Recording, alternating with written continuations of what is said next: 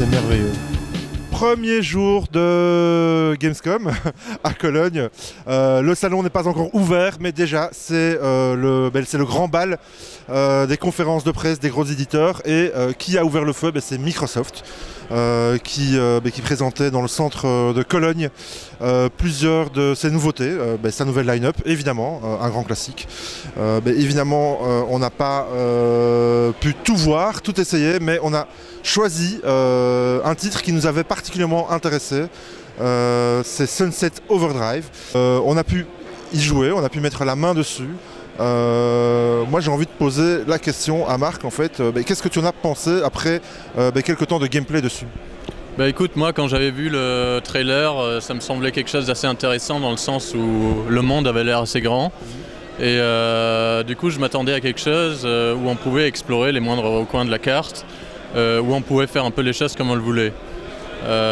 Après l'avoir essayé, je dois dire que je suis un peu déçu du gameplay parce que en fait on t'impose un peu des routes. Si tu veux, le héros principal, ce qu'il fait c'est glisser sur des décors, glisser sur des rails, glisser sur des bancs, mais au final tu as toujours l'impression qu'il y a une route qui lui est un peu imposée.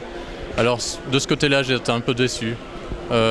Aussi au niveau de la rapidité, j'ai l'impression que le jeu est très rapide et qu'on n'a pas forcément le temps d'admirer un peu le paysage. Visuellement, moi j'étais quand même assez bien surpris de voir tous les effets d'explosion de gerbes de sang dans les combats rapprochés, la profondeur de champ. Voilà, moi je trouve que la Xbox One est quand même assez bien exploitée. Maintenant, au niveau stylistique, j'ai l'impression que ça change aussi, non ? J'ai l'impression que ça change, mais c'est comme dans un film d'action, quand on a un trailer d'un film d'action, on croit que le film est génial parce que l'action nous est balancée à la figure tout de suite.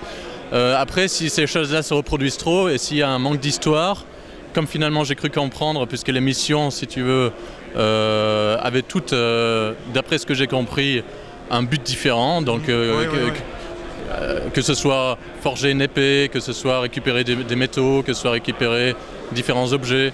Donc j'ai l'impression qu'on va vite se lasser de ça. Et au niveau de la taille de la map que tu as pu explorer, est-ce que c'était une grande map? C'était beaucoup plus petit que GTA V par exemple, mais que c'était quand même une map assez grande où on pouvait...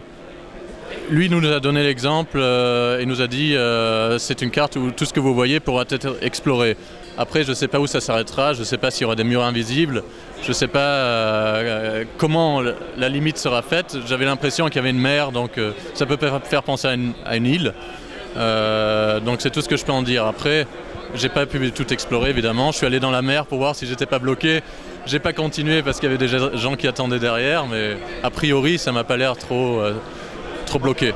En tout cas, même si on parle de GTA, on n'aura pas vraiment de véhicules qui seront pilotables. On n'aura pas de voitures, on n'aura pas de camions, on n'est pas dans un Saints Row, même si l'univers est délirant. Moi, c'est ce que j'en ai retenu.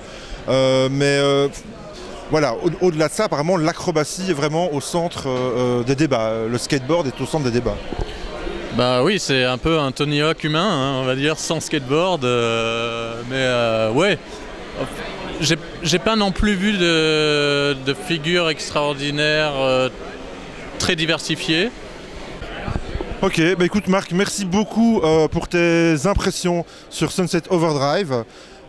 J'espère que cette émission vous l'avez trouvée merveilleuse et à très bientôt pour un nouveau direct en direct de la Gamescom. Ciao ciao. Après pas mieux d'enlever ça. Hein. Ouais.